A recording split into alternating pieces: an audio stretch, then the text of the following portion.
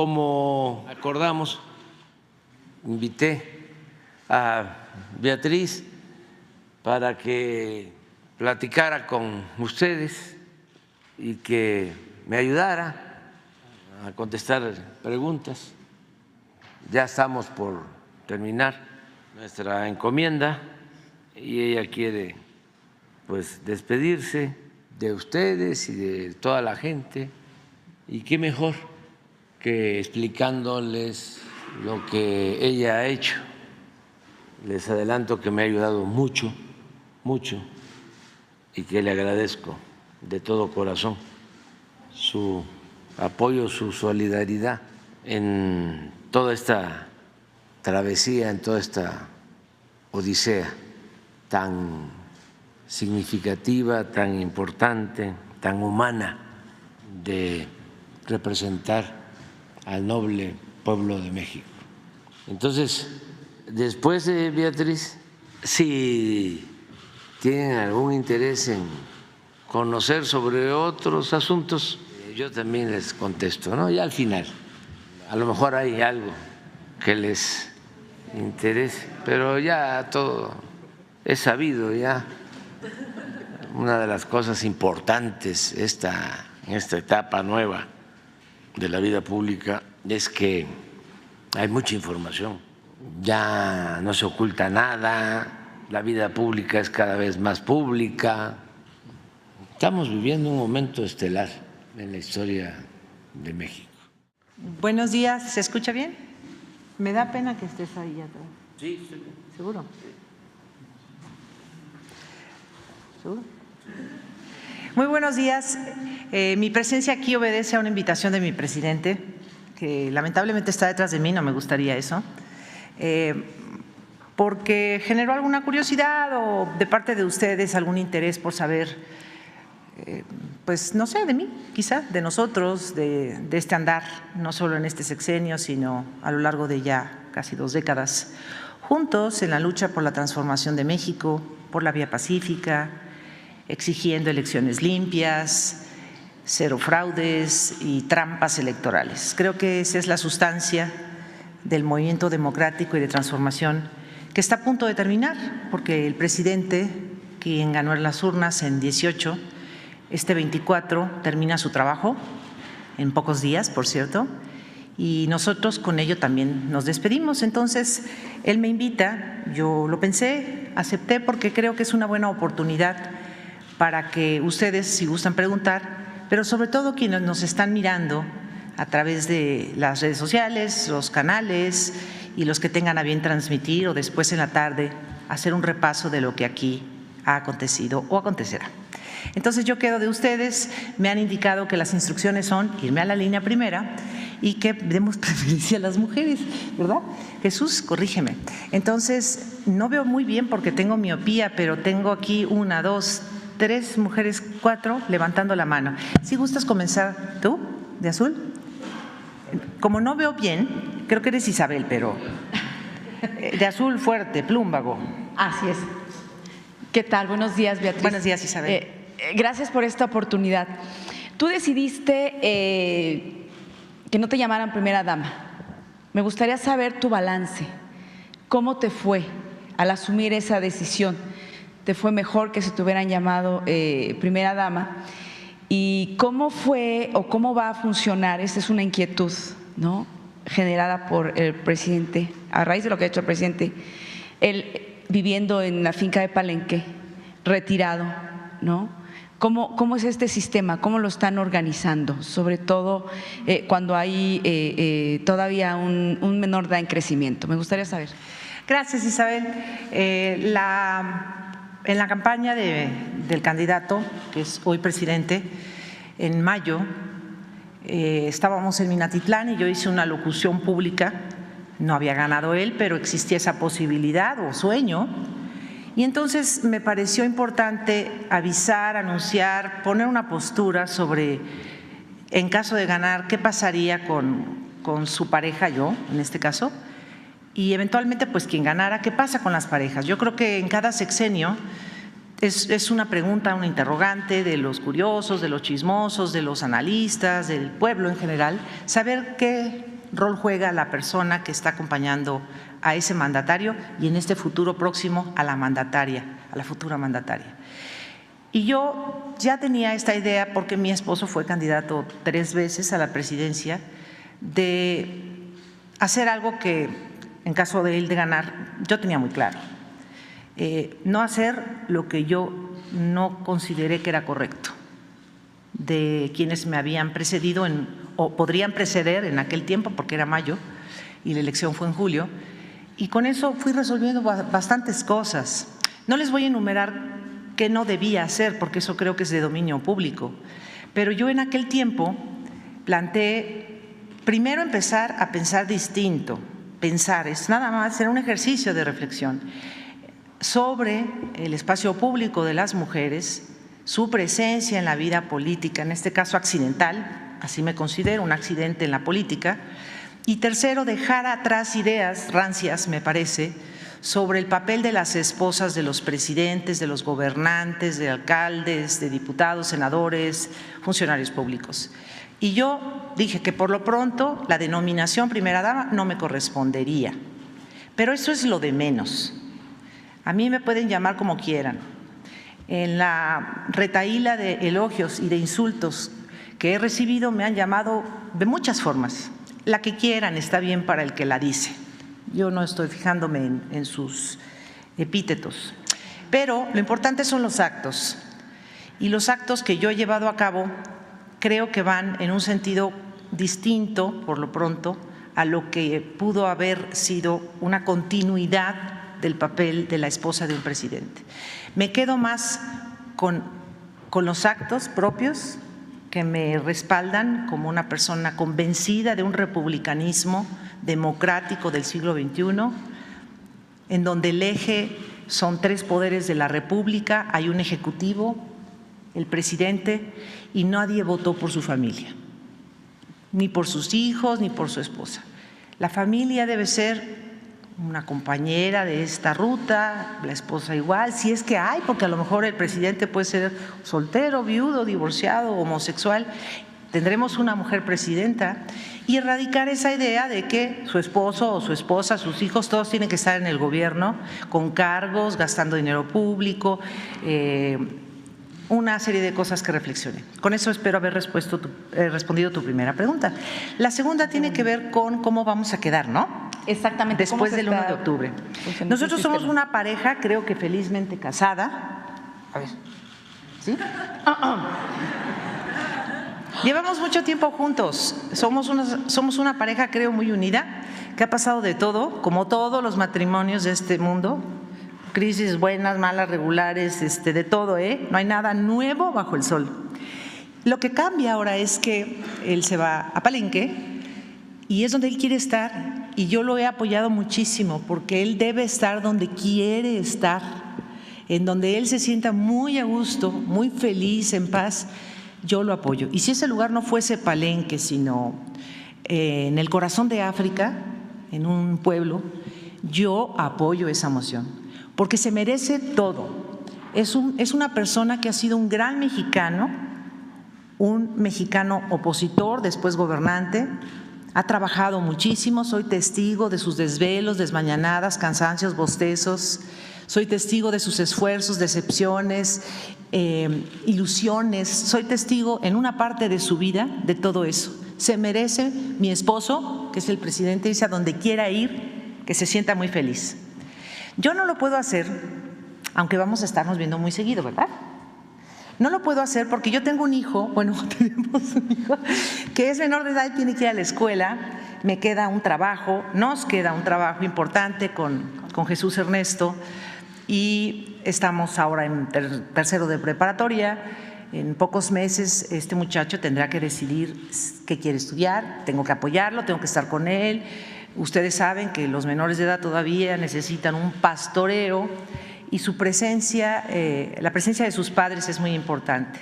Vamos a estar cerca de su papá, pero la carga, y la recibo con mucho gusto, la carga principal va a ser para mí. Necesito pastorearlo, necesito acompañarlo, darle fuerza, orientarlo lo mejor posible. Es mi gran misión de la vida. Y vamos viendo cómo nos acomodamos. A lo mejor mi hijo Jesús decide ir a estudiar agronomía a Groenlandia. Está un poco raro, pero pues habría que ver si decide estudiar agronomía en Groenlandia, ¿qué hago yo? Yo voy, miren, muy simple, yo voy al día. Tengo sueños a largo plazo, pero voy cada día, cada día. Eso es algo que he aprendido aquí. Rápidamente, ¿le llama la atención la política? No. Bueno, sí, en un sentido de informarme, tener una opinión, una postura, pero si tú te refieres a participar en postulación de cargos públicos, no. ¿A Jesús Ernesto? No sé, la verdad. Yo creo que es un chavo como todos los hijos de mi esposo. Algunos ya no son tan chavos, pero pues todos han sido formados, y yo misma, en un ambiente altamente político y politizado. Es el tema de muchas sobremesas. Yo me considero muy informada, politizada, tomo partido, me comprometo. No está en mis planes la postulación a ningún cargo público. Lo vengo diciendo desde hace mucho, no es la nota de hoy, Revisa o revisen qué he dicho en años anteriores. No tiene por qué ser así. Incluso no creo que la genealogía familiar nos lleve a todos a ser médicos, o porque el abuelo era arquitecto, todos eran arquitectos. No. Yo ya, mi cuota de participación política social, me dice él que ya la pagué, y yo me siento muy satisfecha, aunque no sea postulada y no pretenda. Esto no quiere decir que no cambie de parecer, en un sentido de que acepto que nunca hay que decir nunca, pero al día de hoy, en este momento, a esta hora, 7:45 de la mañana del 11 de septiembre, mi respuesta es no. Gracias, Beatriz. De nada. A ver, ¿tú? Muchísimas gracias. Muy buenos días, doctora. Buenos días, señor presidente. Janet Galindo, de Grupo Transmedia La Chispa. Doctora Müller, lo que a mí en particular me interesa es sobre todo el trabajo que usted realizó durante esta administración, el apoyo que se le dio a la administración con la recuperación de tantas piezas arqueológicas. ¿Cómo fue este trabajo? ¿Cómo fue que se involucró? ¿Cuántas piezas en algún momento dado se llegaron a recuperar, y de dónde fue donde más trabajo les llegó a costar esta recuperación? La recuperación de la memoria histórica, que no solo incluye las piezas arqueológicas, la defensa del patrimonio histórico y cultural de México, que es inmenso y que sostiene la grandeza de México no solo en el siglo XXI, sino desde tiempos antes de nuestra era, como le llaman, o antes de Cristo, es muy obvio, es evidente. Yo creo que ya existían esfuerzos desde Porfirio Díaz, incluso, por hacer este trabajo de recuperación. En algunos gobiernos subió la intención, en otros bajó. El neoliberalismo anuló incluso esta posibilidad. ¿Qué andan buscando en papeles viejos y hurgando en perritos de Colima? ¿Qué relevancia tiene? Pero ahora hay una reivindicación de todo eso que explica, tanto de manera inmaterial como material, de dónde viene esa grandeza de este país. Y el gobierno actual, encabezado por nuestro presidente, ha hecho un esfuerzo inaudito, que tiene pocos precedentes. Lo van a explicar, por cierto, el día 23, quienes van a exponer ante ustedes todo ese trabajo, que no solo incluye las piezas arqueológicas, es mucho más que eso. ¿De qué manera ayudé yo? De la que me fue posible, siempre en el marco de mis capacidades, mis tiempos, en el marco de la ley, en el marco de sus autorizaciones. Creo que en general nunca procedí por mi cuenta, siempre pregunté antes a él qué podía yo hacer en su nombre, o, por ejemplo, hablar con alguien de, no sé, del INAH y decirle, oye, ayúdanos a acelerar un poco, recoger, por ejemplo, un ángel aquí en la Catedral Metropolitana, era una escultura que se cayó en el sismo, retirarlo para que puedan pasar los trabajadores que van a arreglar las cúpulas, cosas así, pero siempre con su permiso. A ver. Perdón, ¿querías hacer otra? ¿Tienes derecho a dos? Venga. Sí, ¿hay algo pendiente, algún trabajo que haya quedado pendiente en todo este proceso que usted tuvo, doctora? Pues sí, tenemos un pendiente de lo que ha contribuido, cooperado, que es finalmente identificar el cuerpo del general José María Dionisio Melo. Él fue un presidente de Colombia, fue discípulo primero de Simón Bolívar. A la muerte de él ingresa a la política colombiana y por razones de sus propias pugnas internas, muy características de toda América Latina en el 19, él llega a ser presidente, pero lo derrocan y luego él participa en el derrocamiento de otro, hay purgas internas y él escapa a México. Y aquí se le asesina. Estamos Quimos Javi, pero estoy ayudando al equipo de Relaciones Exteriores, la Comisión Nacional de Búsqueda, el INAH, el Instituto del INPI, de los pueblos indígenas, el Ayuntamiento de La Trinitaria, el pueblo de Juncanal, el gobierno de Chiapas, un montón de instancias, tratando de identificar finalmente el cuerpo, el cadáver. Somos optimistas, y también al mismo tiempo con Colombia, trabajando con las muestras que ya se tomaron de familiares de este general. También se tomaron muestras aquí porque tuvo descendencia también en México, porque él venía con un hijo, Máximo, y ese hijo se queda al vivir aquí, se casa con la hija del gobernador Ángel Albino Corzo, y hay una descendencia. Entonces tenemos dos formas, ojalá lo logremos, de cotejar esta información y cumplir un deseo de un comité de Colombia y muchos colombianos, de que un presidente de su país regrese, sea repatriado, aunque sean 150 años después. Ese es el pendiente. Vamos por aquí contigo. Tu servidor, Carlos Pozos. Espérame, ¿sí, hombre? A ver, Carlos. Sí, gracias, doctora. La verdad, un privilegio, después de 43 años en el ejercicio de esta profesión, poder hacer dos preguntas a la esposa del señor presidente. La pregunta inicia así: esta administración, a punto de 19 días de que concluya, pues el señor presidente de México gobierna sin la figura de la primera dama, como usted ya lo explicó. Yo quisiera hacerle este planteamiento. ¿Fue difícil para usted como esposa el acompañarle al presidente, toda vez de que hasta su hijo fue criticado y pues con calificativos negativos a su familia y a usted misma? ¿Le fue difícil esta administración a 19 días acompañar al presidente? Sí fue difícil, sí. Bien, mi segunda pregunta. ¿Qué sabor de boca le deja a usted el que haya solicitado el penacho de Moctezuma y no se haya devuelto? ¿Qué sabor de boca le deja a usted el haber, por instrucciones del presidente de México, el licenciado Andrés Manuel López Obrador, haberle pedido que ofreciera disculpa al gobierno de España y no se tuvo respuesta ninguna en estos dos casos? Gracias. Pues el sabor de boca es amargo, pero hay que hacer el esfuerzo.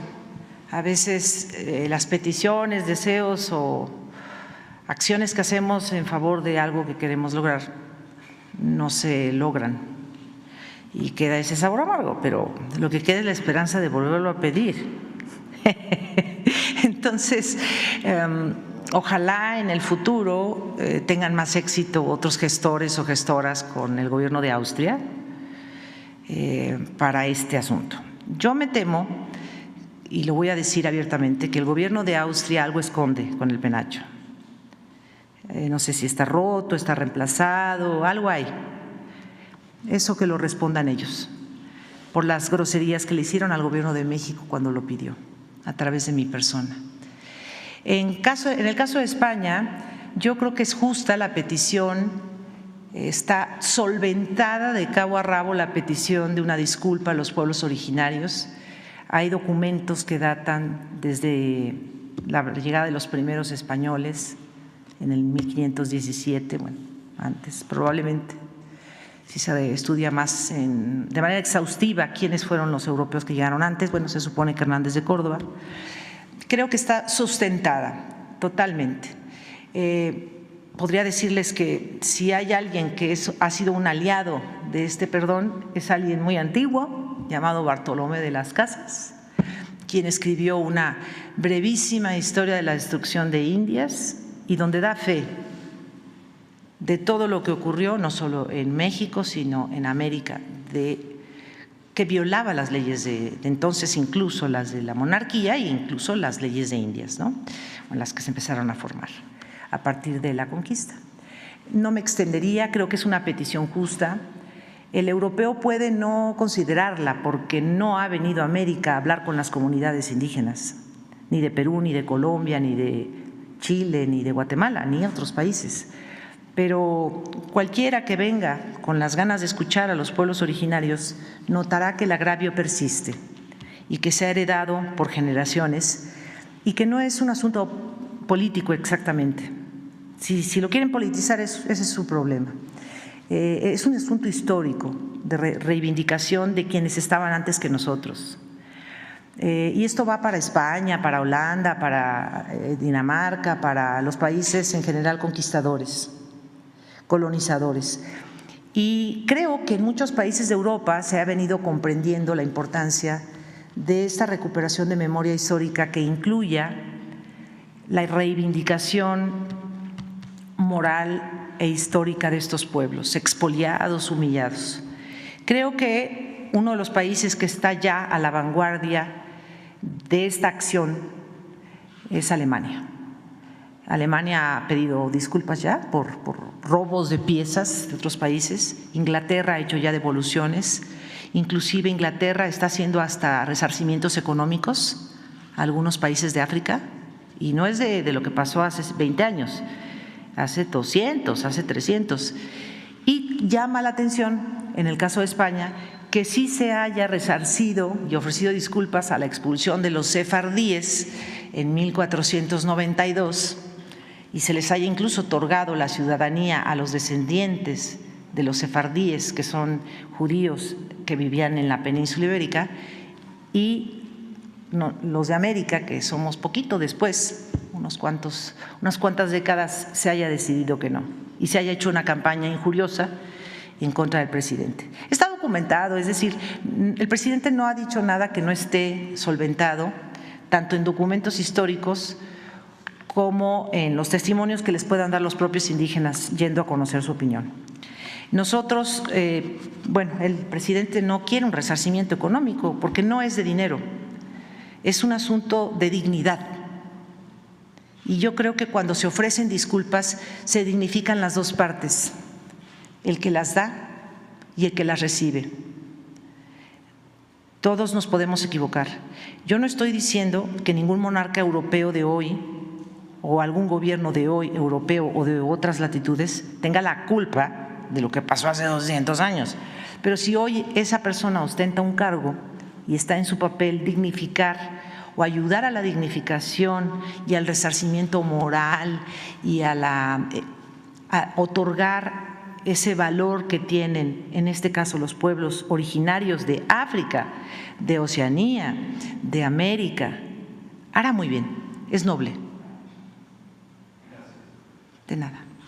A ver, de tú. Acá, tú de azul. Es que todos vienen de azul, ¿verdad? Gracias, doctora. Juárez, de Cilinea MX. Doctora, ¿cuál fue el mayor reto al que se enfrentó? Hace unos minutos le decía a mi compañero que fue difícil sobrellevar estos ataques contra su hijo, pero como mamá, como esposa, ¿cómo sobrellevó, cómo le hizo para aguantar estos ataques? Pues la verdad no es la principal de mis agobios. Mi principal agobio es que yo no soy una persona pública por deseo. Creo que ese fue mi principal reto. No quiero ser pública, nunca en mi vida, a mi edad, me he propuesto ser pública y para mí fue muy difícil estar siendo retratada, auscultada, difamada, aplaudida. No sé, yo no pretendo eso, no me lo tengo como objetivo. Vamos a decirlo así y lo confieso, yo tengo pánico escénico. Lo he logrado manejar mucho, con la ayuda de mi esposo, por cierto, pero no he pretendido. Yo es un trauma que tengo, trauma hacia el estilo Sigmund Freud, que tengo como desde los 15 años. por un evento que me pasó. Y lo he logrado remontar. Mucha gente me dice, no se te nota. Y yo les contesto, pues sí, porque lo trabajo en mi mente. Pero yo no me rentaría para ser persona pública. Eso va pegado a lo otro, al volverte persona pública, incluso contra mi propia voluntad. El tema de que anden hablando que si camino chueco, que si mi hijo no sé cuánto, pues es molesto, pero también se va aprendiendo a untarse mantequilla en el cuerpo y a que esas cosas vayan resbalando. Gracias, doctora. Y como mujer, ¿cómo siente que en unos días pues una mujer sucederá a su esposo como presidenta de México? ¿Qué opinión tiene sobre la doctora Claudia Sheinbaum? ¿Qué siente usted? ¡Qué bien! Es un gran acierto del pueblo de México. A mí me gusta porque el pueblo de México, al votar el 2 de junio, demostró que le es indiferente si el mandatario es hombre o es mujer. Y eso habla de un nivel de evolución superior al que ustedes imaginan. Qué bueno que en México ya no se tenga que votar por alguien que está bonita o feo, o está gordo o está delgadito y parece Barbie. Eso ya es secundario. Y si es Claudia u otra mujer, vamos a suponer un escenario distinto, se votó por las habilidades, por las capacidades, por las propuestas, sin tomar en cuenta el sexo o la orientación sexual. Porque incluso en México, bueno, pues a cómo vamos, puede ya existir un presidente en el futuro que sea homosexual. ¿Por qué no?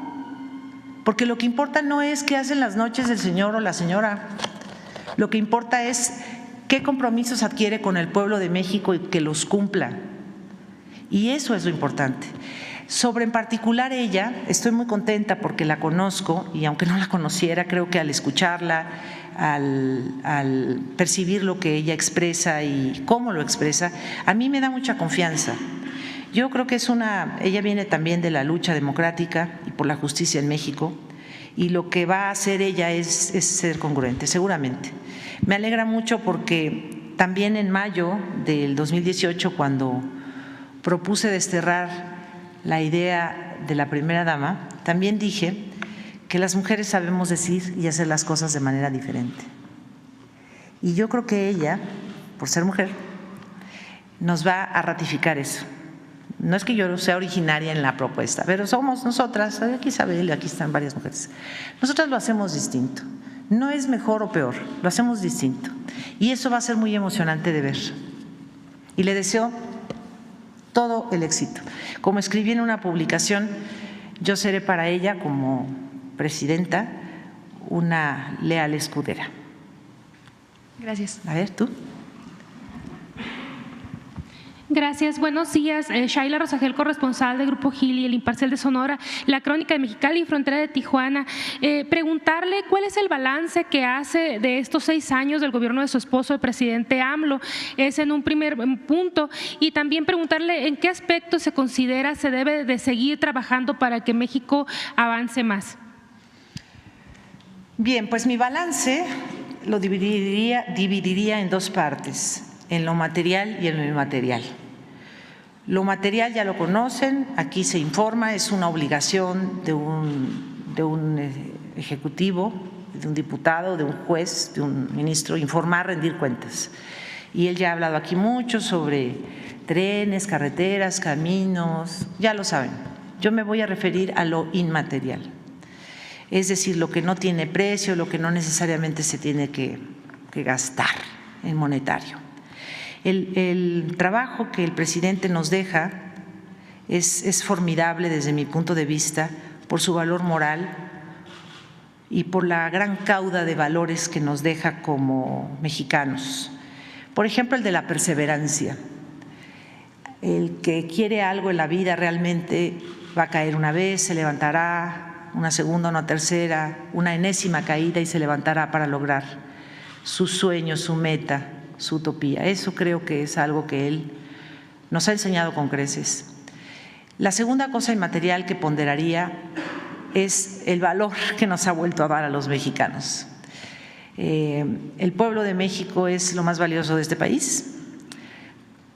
somos el país. Si nuestro territorio es muy chiquito o muy grande, es lo de menos. Cada habitante de este país, cada mexicano y cada mexicana es valioso, es grandioso. Y esta reivindicación no solo de los indígenas mexicanos, sino de todos los que hoy estamos aquí habitando este territorio, y el valor y la fuerza que nos ha dado para defender nuestras posturas, expresarnos libremente y demás derechos que tenemos, lo considero algo sumamente valioso. Nos ha devuelto el poder. Nos ha devuelto el poder. El poder radica en el pueblo, dice la Constitución, y creo que él lo ha hecho valer.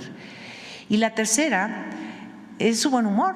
Creo que a pesar de los pesares de la vida y de todas las tensiones que se han vivido durante no solo el gobierno, sino desde que estamos juntos, pues también hay que darle una dosis de humor y reírse un poco, y creo que esto es un aprendizaje también. O sea, no hay que ser tan dramáticos, no hay que ser vengativos ni enojones, hay que reírse un poco, es que si no, no salimos adelante. Así que tómese la vida con humor también, con la seriedad y desde luego la cordura que requiere el momento que les toca vivir. Pero no dejen de reír y no dejen de tener buen humor y echarse sus chascarrillos, también reírse de uno mismo y tratar de sobrellevar. Así que yo agradezco mucho esa parte del humor de mi presidente. Por lo pronto te diré esas tres. A ver, ¿tú? Le pregunté también en qué aspecto considera se debe de avanzar. Empoderar al pueblo más todavía más. Creo que tú vas acá en la primera fila, ¿no? Doctora, usted también ejerció la diplomacia de las mujeres, se entrevistó con Brigitte Macron e inauguró un sistema digital y además pronunció los poemas de Amado Nervo allá en París, en el Liceo. ¿Qué experiencia le dejó y su relación con Jill Biden y el hecho de que representara usted al presidente López Obrador en la toma de protesta de Luis Ignacio Lula da Silva, tomando en cuenta que Brasil vivió con Dilma Rousseff un capítulo adverso que no le permitió concluir su mandato como primer planteamiento, doctora? ¿Le llamaste diplomacia femenina? Sí, exacto. Bien. Así se conoce también, una rama de la Convención de Viena de Agentes Diplomáticos. Bueno, yo no soy diplomática de carrera, solo ejercí ese día esa función, como dices tú, de diplomacia femenina o de representación femenina del presidente de México. Todas esas representaciones fueron porque él así lo consideró, como pudo considerarte a ti para representar al gobierno en Brasil. Él decidió en ese caso que yo lo hiciera. Por ejemplo, lo del penacho de Moctezuma, pues no sé, porque a lo mejor yo conozco del tema, porque él quería mandar un recado personal, y todas esas experiencias fueron pues desde luego muy enriquecedoras, ¿no? Yo me llevo de esas experiencias de diplomacia femenina, como le llamas tú, pues muchos aprendizajes. Por ejemplo, cómo funcionan los poderes en otros países, algo que por decir me impactó mucho en general en estas visitas, no en Francia, en general es la presencia de cristos en el Parlamento o en los congresos, ¿no?, donde tomaban protesta. Esto en México es una cosa inverosímil. No hay símbolos religiosos ni en la Cámara de Diputados, ni en la de senadores, ni aquí en la mañanera, ni en el Poder Judicial.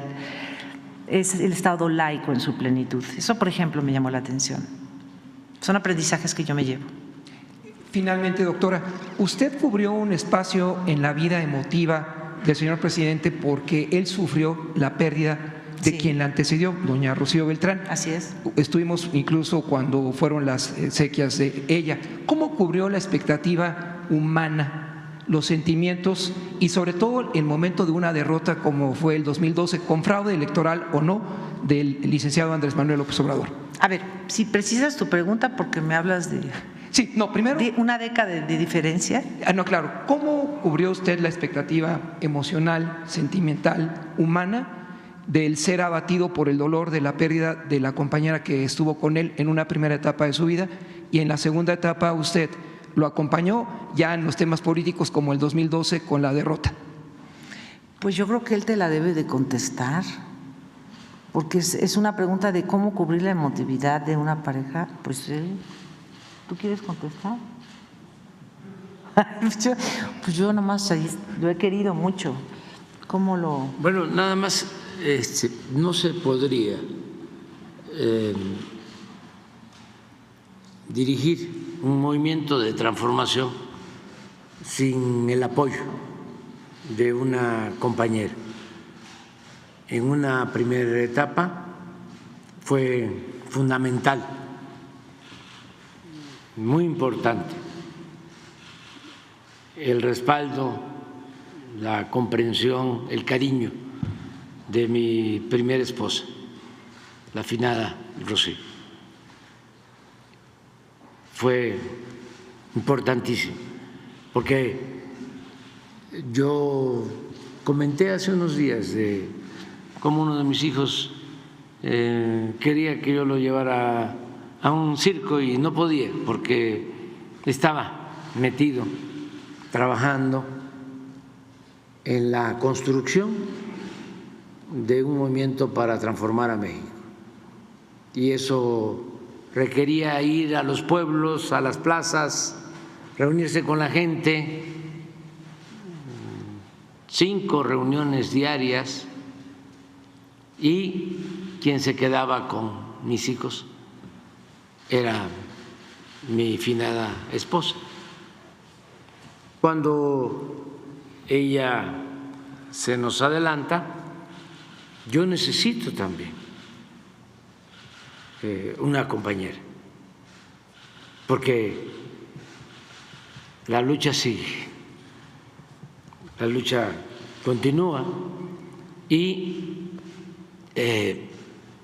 me apoyo en Beatriz en momentos también muy difíciles, y ella me respalda, me sostiene y me da fuerzas y cariño para ir hacia adelante, para no claudicar. Decía mi mamá cuando lo conoció, qué suertudo eres, ¿eh?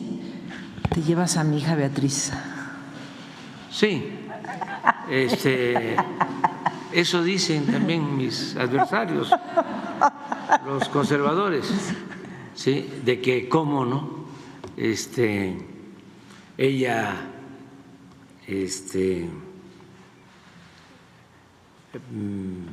se enamoró de mí porque está bastante enamorada. Dice, pero ¿cómo? ¿No? ¡Qué barbaridad! ¡Qué barbaridad! Ella, ¿no? Tan delicada, tan exquisita, estudiosa, ¿no? Doctora. Uy. ¿En qué? ¿Doctora en ciencias ocultas o qué? No, en literatura. O sea, para un mazorral de Tepetitán, Macuspana, Tabasco, indio patarrajada. Está guapo el indio patarrajada, ¿eh? Pero fue fundamental el apoyo, es hasta ahora. No, y esto y después sucede en todas las familias, en todas las familias. Yo siempre he dicho que la principal institución de seguridad social en México es la familia. Así como la cultura o las culturas o nuestro pasado prehispánico nos ha protegido y nos ha salvado, así también nuestras familias nos han ayudado a salir adelante y han evitado la descomposición social en nuestro país, porque la familia mexicana es muy fraterna, es muy solidaria. Si le va mal a un miembro de la familia, acuden en su apoyo otros.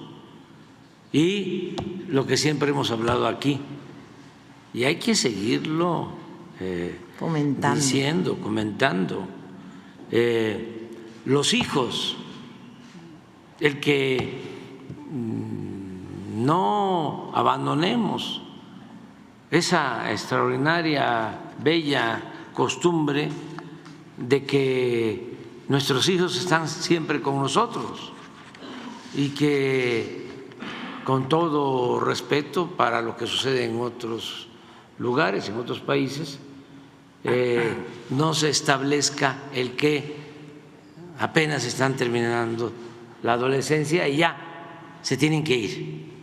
Ahuequen el ala, vean qué hacen. Que eso es lo que queremos hacer con Jesús, estarlo acompañando.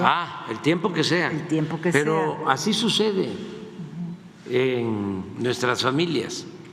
Y eso es muy importante, porque no se debe de permitir el vacío, el desamor en los hijos, en los jóvenes. Ellos siempre deben de tener la seguridad de que se les quiere, siempre. Y no decir, a ver, ya tú eres independiente y nos vemos si acaso una vez al año. Ay, no. Sí, así No, pasa Jesús no va a en ser algunos lugares. ¿Y qué sucede? Pues que esa falta de cariño, de amor, ¿no?, genera vacíos que quieren llenarse, o se pretenden llenar esos vacíos con la droga, y esa felicidad es momentánea, es transitoria, se convierte en infelicidad. Entonces, ¿por qué no hay? Esto es importantísimo. ¿Por qué no hay tanta adicción en México a las drogas? Porque hay mamás que estamos, Por la familia, y papás también. por la familia. O sea, eso lo tenemos que cuidar mucho, porque sí, puede haber siembra, como hay, no vamos a tapar el sol con un dedo, de marihuana, amapola, laboratorios donde se hacen drogas químicas, tráfico, pero no consumo, o no el consumo que se tiene en otras partes. Si a nosotros, además de esto que tenemos que combatir, el que se siembren los plantíos de marihuana, que se tengan laboratorios para hacer los químicos, que tenemos que seguir combatiendo, pero si además de eso crece el narcomenudeo y crece el consumo, entonces sí viviríamos en una situación muy grave, mucho más difícil que la que enfrentamos. Entonces, son instituciones que debemos de conservar, de cuidar, y es lo que viene del pasado profundo, del México profundo. Por eso a mí me molesta mucho el clasismo y muchísimo más el racismo, porque es continuar sometiendo el valor de las grandes civilizaciones que florecieron en México antes, muchísimo antes de la llegada de los europeos. Y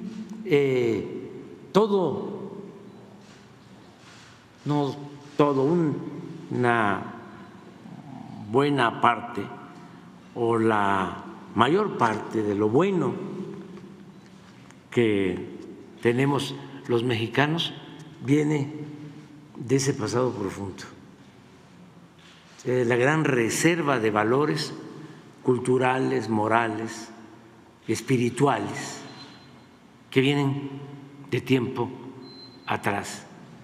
Entonces nos hicieron creer, o sea, Diego Prieto de Lina se apasionó, dijo en un discurso en Bacalar, en Quintana Roo, el domingo, vinieron con esa estupidez de que nos trajeron la civilización Y muchos se quedaron con eso. Eso hay que enfrentarlo, no al racismo, porque eso nos negó, llegamos a negar lo que somos y nos impusieron complejos y nosotros nos acomplejamos cuando somos herederos de grandes civilizaciones, cuando México es una potencia cultural en el mundo. Pero lo mismo en lo social, lo mismo en lo político. La primera revolución social del siglo XX en el mundo. En el mundo. La constitución más avanzada en lo social en el mundo. Sí. 3 transformaciones importantes: la independencia, la reforma, la revolución y esta 4ª transformación. Y a mí me dio mucho gusto, por ejemplo, ya termino, porque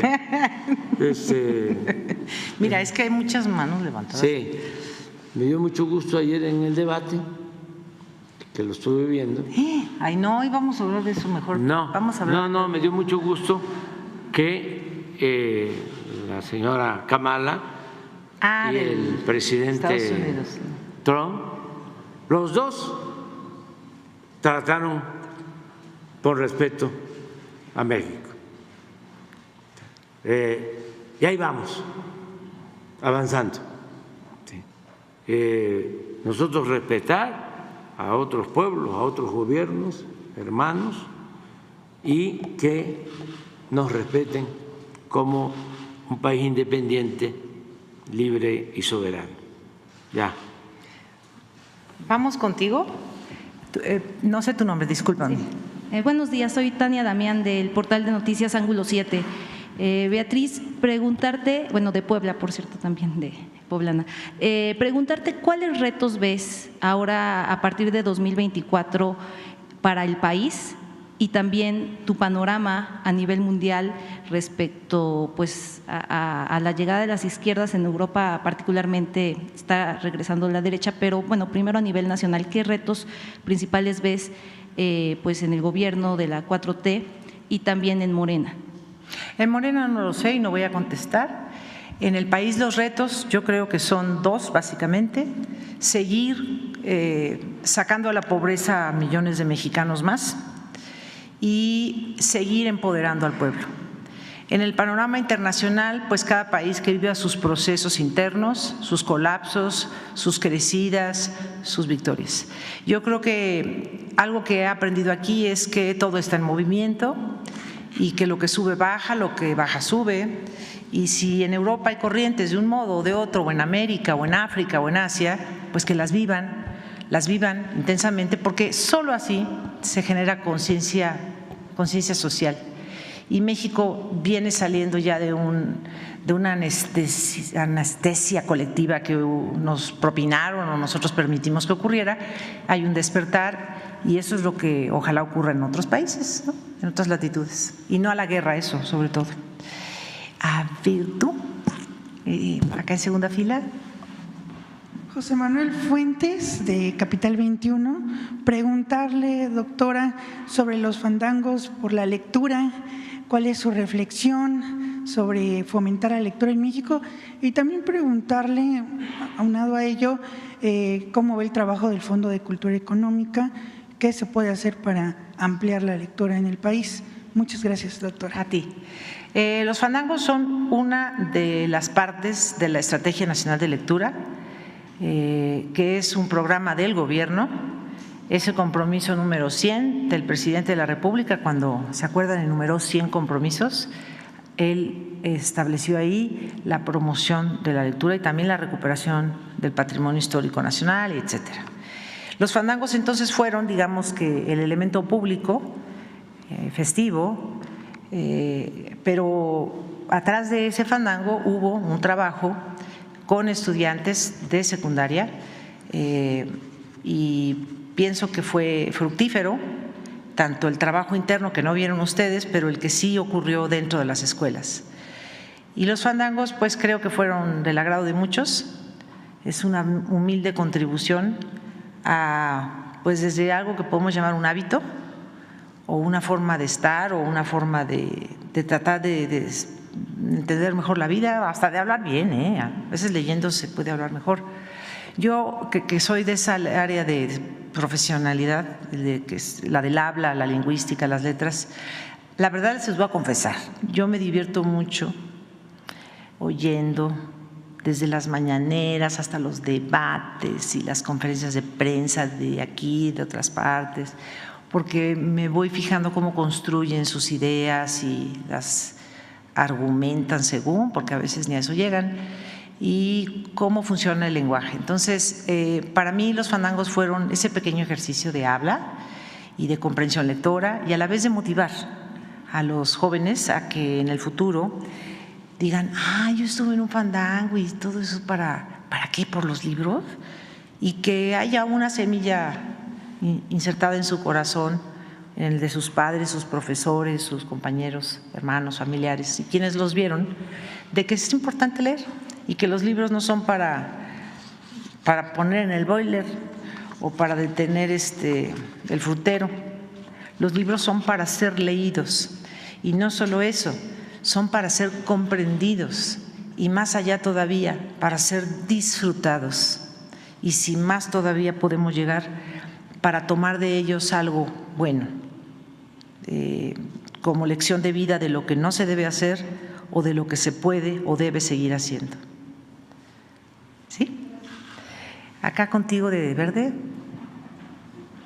Es que no sé si me están viendo que yo lo señalo, supongo que sí. Doctora, muy buenos días. Buenos días. Gracias y gracias por engalanar esta conferencia. Tenemos algunos conocimientos sobre los conservadores.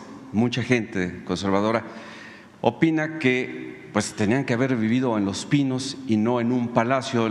Ellos se imaginan, empezando por el movimiento de Frena, se imaginan que andan ustedes caminando vestidos de Luis XVI y no sé, por los jardines de este lugar. Sabemos que habitan ustedes un departamento modesto en uno de los rincones del predio. Usted ha sido parte muy importante de una catalogación del patrimonio artístico histórico de Palacio Nacional.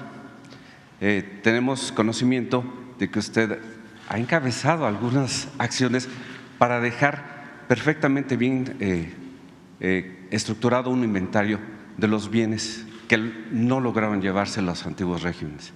Entonces, ¿cuál ha sido esa labor y con qué obstáculos se enfrentó? Pues el Palacio Nacional, ustedes están adentro, el Palacio Nacional abarca toda la manzana. Para los que no conocen el centro de la Ciudad de México, es más grande que el Zócalo, que la Plaza de la Constitución. Es más grande, Es un edificio que data de la época de los antiguos mexicanos, sobre todo de esta parte, y fue creciendo hacia la izquierda, hacia allá. Es un inmueble que se ha ido construyendo durante más de 700 años. Hoy se le conoce como Palacio Nacional y legalmente es la sede del Poder Ejecutivo Federal. Entonces, usted está sentado en una parte del Palacio Nacional. Cuando afirman eso con la intención de ofender, yo me río porque la verdad es que mejor vengan aquí al Palacio Nacional y lo conozcan porque pueden entrar, ustedes pueden entrar y los turistas también. Hay una parte muy amplia de jardines, hay museos, está la última morada del presidente Benito Juárez, hay hasta gatos. Y lo que se ciñe a propiamente la Presidencia de la República está en la otra ala y es evidente que tenga que ser un área de seguridad nacional. Ahí acontecen las acciones y funciones del presidente de la República. Y qué bueno que mencionas lo del departamento, porque la verdad es que cuando me dijo de vivir aquí, pues yo no quise, me asusté, dije, no, ¿qué voy a hacer ahí? Yo no quiero vivir en un museo. Mi hijo me dijo igual, porque un día le dije, hijito, párate, no quiero que estés ahí tirado. No, mamá, es que vivimos en un museo, yo no quiero vivir aquí. Ha sido una lidia para nosotros, pero yo creo que tomamos una buena decisión como familia porque al estar trabajando aquí y tener actividades tan temprano, le sería más cómodo su trabajo. La segunda razón fue porque contribuiríamos, mi hijo y yo, a su propia seguridad. Entre menos saliera él a la calle o trasladándose, creo que podríamos ayudarle a cuidar la seguridad nacional del presidente de la República, no de Andrés Manuel López Obrador, ni de Beatriz Gutiérrez, ni de Jesús Ernesto, no, es la seguridad del titular del Poder Ejecutivo Federal. Por tanto, es un inmueble que debe estar protegido también por cuidados, desde cuidados de conservaduría propiamente, artísticos, digamos, restauración, hasta cuidados, como lo han visto, pues con algunas vallas a veces o con algunos elementos policíacos cuando hay intenciones de dañarlo, que sí lo han logrado. Creo que contesté, ¿sí? ¿O tienes otra? Sí, una más, simplemente también a modo de despedida, porque bueno, pues es probable que ya no tengamos la oportunidad de que nos dé la palabra el presidente. Ahora darnos cuenta de que sí, al lado de un hombre, de un gran hombre, hay una gran mujer. Gracias. Muchas gracias. No, presenté a Arturo Pavón de Chiaposero. Gracias. A ver, tú de saco gris, llevas mucho rato así. A ver, tercera fila. Sandra Aguilar, de Grupo Informativo. Hemos escuchado ya el trabajo que ha hecho, conocemos de su trabajo como investigadora, conocemos su trabajo en su más reciente obra, conocemos también el trabajo que hace con su familia. Nos demuestra ver al presidente arroparla, abrazarla, apoyarse. Ya lo ha hecho, pues sí, ya lo ha hecho público. Me llegaron muchos mensajes. Le pregunté a mi madre, ¿qué le preguntaría a Sala? Ay, a ver, cuéntame, ¿qué te dijo tu mamá? A la señora, a la esposa del presidente, y se quedó muda. Creo que hay que agradecer que existan mujeres como usted, que representen a esa familia, a esos valores, que tengan esa sostén como pareja con una pregunta tan incómoda como la que hicieron o la que hizo uno de mis compañeros. Mi madre me dijo, ¿cómo responder eso en familia, en pareja? Y pues reconocerle que existan, insisto, mujeres como usted que nos alienten a mujeres como nosotras, muchas que somos madres, somos periodistas, atendemos a nuestros hijos y entender que desde nuestra trinchera también podemos, ¿por qué no?, pensar como usted, aspirar como usted. Y pues ya dijo que le intimida mucho el hablar en público, el estar… Ser pública. O ser pública. Yo no quiero ser pública. Exactamente, y aún así, pues tomó ese papel tan importante. Pues sí, porque no tenía remedio. Mira, yo antes de que, cuando ya había ganado mi presidente, voy a hacer otra confesión. Cuando había ganado mi presidente, yo recordé que salió por ahí antes, en el 2018, no sé si es el presidente o el primer ministro o el emperador de Japón, y salió en público a responder algo que inquietaba al pueblo japonés. Disculpen que no dé detalles porque no sé si acá ocurrió hace mucho o hace muy poco. A decir que su esposa no iba a salir a eventos públicos porque estaba enferma, que ella no podía salir porque estaba enferma, pero que quería mucho a los japoneses. Y luego señaló que tenía depresión o que padecía de nervios. Y yo dije, pues yo de ahí me voy a agarrar. Yo voy a decir, yo quiero mucho al pueblo de México, yo quiero mucho a mi esposo, quiero mucho ayudar, pero no tengo la capacidad temperamental para hacerlo. Y cuando vino todo esto de que él fue electo y tomó posesión, la verdad es que dije, no puede ser así, Beatriz, tienes que hacer un esfuerzo para poder enfrentar tus propios miedos. Y ayúdate, que Dios te ayudará. Y vaya, pues he hecho un trabajo interior de fortalecimiento. No soy una persona débil, quiero aclararlo, soy una persona fuerte, pero había que hacer para mí un trabajo interior de fortalecimiento para enfrentar públicos. Creo que lo he logrado sobrellevar. No quiere decir que en el futuro yo ya desee seguir ese camino. Yo espero retirarme para volver a como estaba yo antes, tan tranquila, y no tener que hacer esfuerzos con muchas personas públicas que, por cierto, las admiro, cantantes, políticos, mujeres, hombres, futbolistas que tienen que salir al público y decir lo que hacen, y hasta los regañan a los árbitros, y este árbitro tal por cual, y este futbolista es un tonto porque no metió el gol. Los admiro. Incluso en México admiro a los políticos hasta de oposición porque salen a decir, aunque lo digan mal o bien, con todas sus flaquezas o fortalezas, los admiro porque dan la cara, explican, me caen mejor que los que no lo dicen, es decir, que hacen cosas clandestinas. Los admiro mucho, la verdad, porque se necesita fuerza, lo hagan bien o mal, para dar la cara.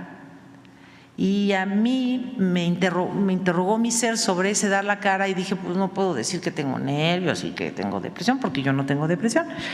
Entonces dije, bueno, voy a trabajar conmigo, con mi fortaleza pública, espiritual o social, y creo que avancé mucho. Eso no quiere decir que yo ahora me voy a seguir de largo.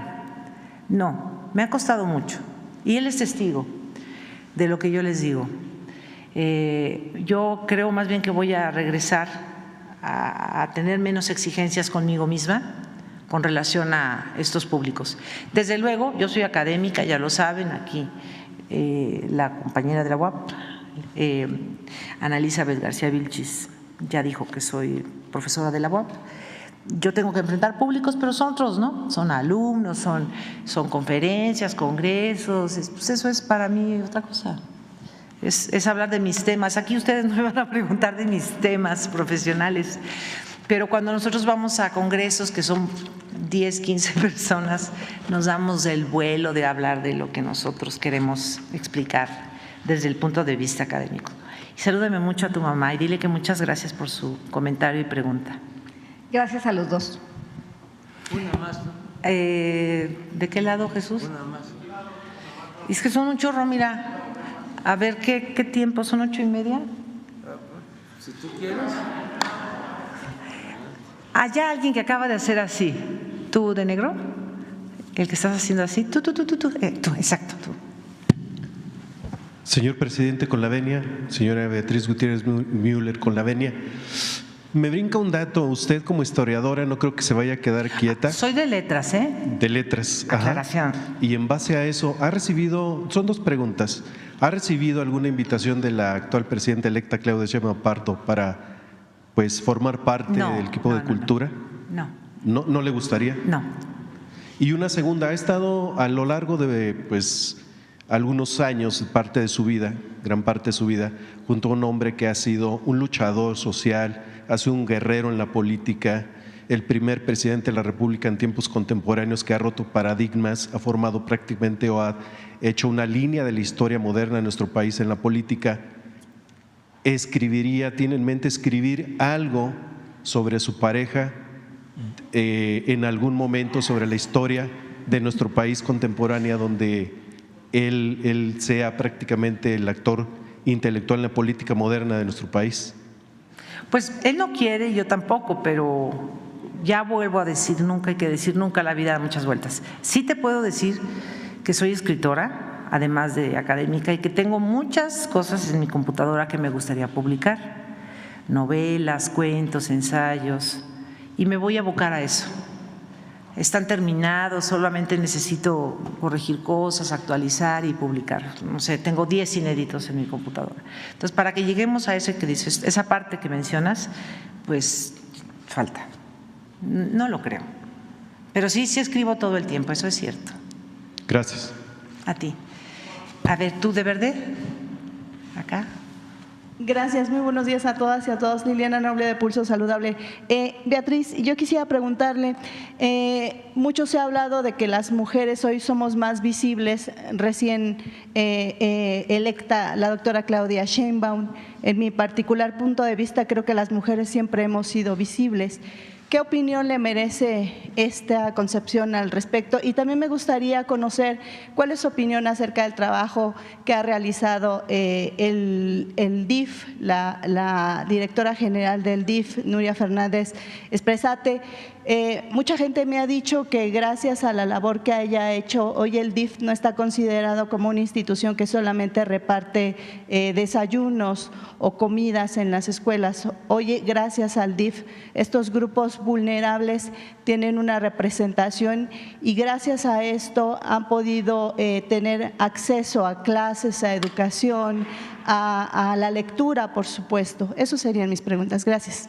Con relación a la segunda, creo que has hecho un resumen muy bueno sobre el trabajo del DIF y creo que correspondería a su titular extender ese informe final. La primera, ¿me la puedes abreviar un poquito más? Ahora somos más visibles que antes. Las mujeres somos visibles desde que el mundo es mundo. Que no nos hayan querido ver es un asunto aparte. A ver, tú, cuarta fila, aquí tú, la que tienes la mano así. Tú, atrás del… Buenos días, presidente. Carlos Domínguez de Nación 14, presidente. Doctora, buenos días. Más que una pregunta, doctora, pedirle que si nos puede comentar algo de lo mejor que le ha dejado ser la esposa del presidente Andrés Manuel López Obrador. Lo mejor es que seguimos juntos. Eso es lo mejor. ¿Tú? Muchas gracias, doctora, por esta oportunidad. Pues sí, la verdad, como dice mi compañero, están rompiendo paradigmas. Esta conferencia matutina igual, con ustedes como familia. Y quería yo preguntarle qué mensaje le manda a algunos que tachaban al señor presidente, a su esposo, como misógino, machista. Y bueno, yo hace unas semanas le comentaba que era la primera vez que conocía yo a un presidente que respetaba a su esposa, respetaba a su familia, respetaba a sus hijos. Y bueno, ¿usted qué mensaje le puede mandar? Porque esto es histórico, la verdad, la imagen que ustedes están ahorita proyectando para las familias mexicanas, para el pueblo mexicano, pues está rompiendo paradigmas, por favor. Esa es mi primera pregunta ahorita. Yo creo que todas las personas públicas, por esa razón, están en una vitrina y donde el que va pasando les pone un calificativo, un adjetivo, un epíteto, un mote, un alias y le dice que es culpable de quién sabe qué cosas. Ese es el riesgo que corren las personas públicas. Y el presidente López Obrador, como el presidente de… no se iba a decir Haití, pero ahí hay primer ministro y creo que ahorita hay un problemita ahí. Pero vaya, cambien de país, de coordenadas geográficas. Es una persona que lamentablemente, bueno, el caso de mujeres presidentas o primeras ministras, que lamentablemente pues por eso sacrifican tanto porque se exponen al público. Y se van a decir de ellos desde antes de Cristo hasta que se acabe el mundo, se van a decir muchas cosas. Antes se decía que eran ladrones y después se dijo que eran misóginos y hace 2 siglos se dijo que eran conservadores y hace 300 años se dijo que eran agiotistas. En fin, no va a cambiar eso. Yo creo que lo importante no es qué calificativos le den al presidente y a su esposa o a su familia, sino qué somos nosotros. Y eso que cada quien le ponga las palabras que desee. La descripción visual o no verbal, somos lo que están viendo.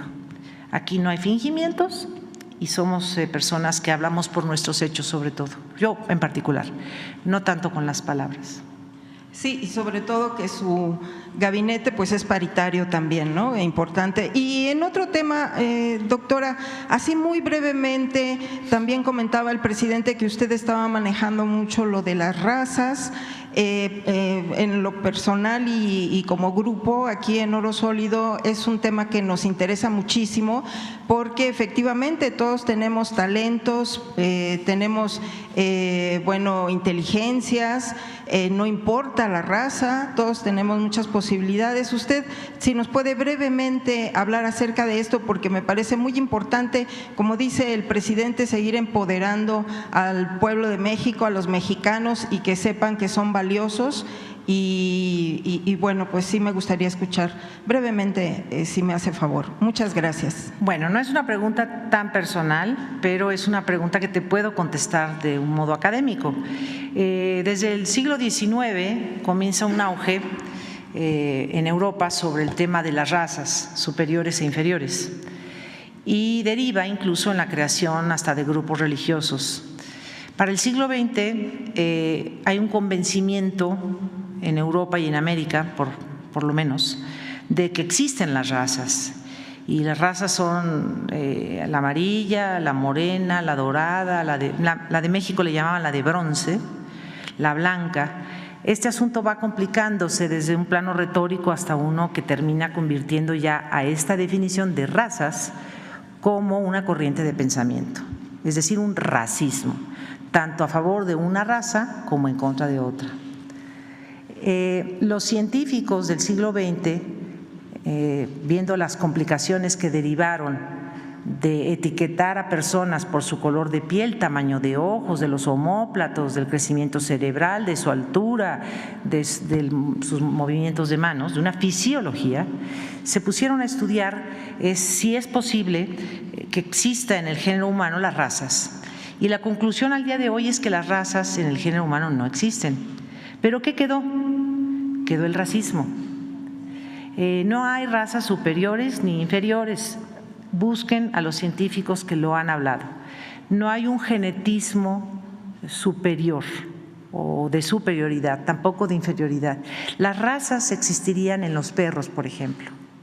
Pero lo malo es que el racismo quedó como una ideología y ha hecho mucho daño a la humanidad. Yo creo que el ejemplo más, hay uno interno y uno externo, más cruel de cómo esta concepción ideológica de las razas derivó en acciones muy lamentables. La mexicana es el caso del exterminio yaqui, y el caso exterior es el holocausto nazi.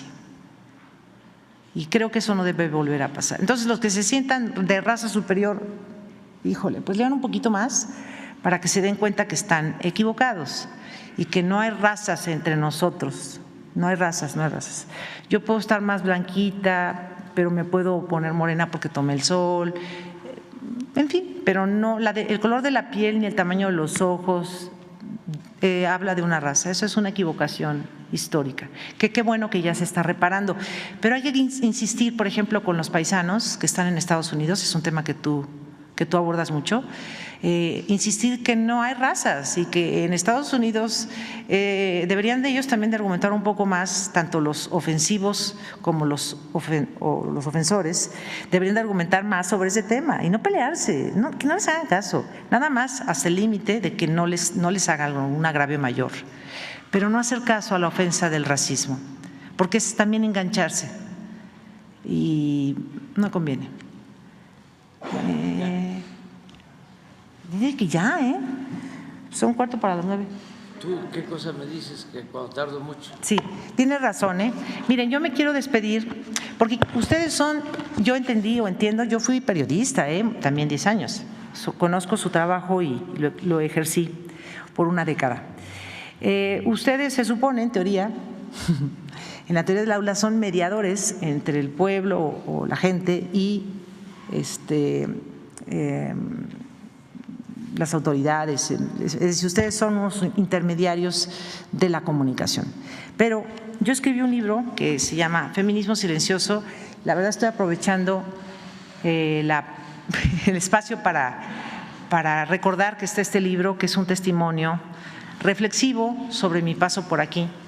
Y quiero pedirles un favor a ustedes que son o pertenecen a medios de comunicación, como se les llama ahora, y también a los que son medios de comunicación que se autodenominan independientes o dependientes o interdependientes o como quieran.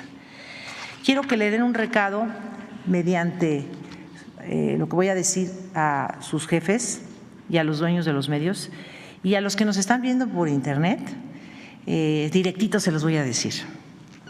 De las muchas reflexiones que yo hice en este libro, hacia el final, hay una parte que yo quiero que los que están escuchando, sobre todo sin intermediación, directamente de mi boca, sepan. Sobre el tema de las entrevistas, que evado tanto como me ha sido posible, te comparto una anécdota reciente y la cuento. Este libro es mi respuesta a mis preguntas. Es el producto de una profunda autoentrevista realizada a lo largo de más de 5 años. Aquí cabe hacer notar que los corporativos de comunicación, ese es el recado que les pido, si quieren, no es de obligación. Aquí cabe hacer notar que los corporativos de comunicación, sus dueños, informadores y yo, consumamos una especie de pacto, no escrito. Ustedes hacen como que no existo, eso quiero que le digan a los dueños de sus medios, ustedes hacen como que no existo y yo también. Lo entendí más o menos en 2019, salvo algunas excepciones, muy pocas, y por lo común para inventar. Jugamos el mismo juego. Ustedes no existen, yo tampoco. Vamos a jugar eso, y lo jugué. Desde el inicio revelaron que iban a transferir cualquier rostro ligado al presidente a través mío, que crearían todas las falacias posibles porque no gustándoles el nuevo régimen ni el líder, habría que suponer los viejos esquemas.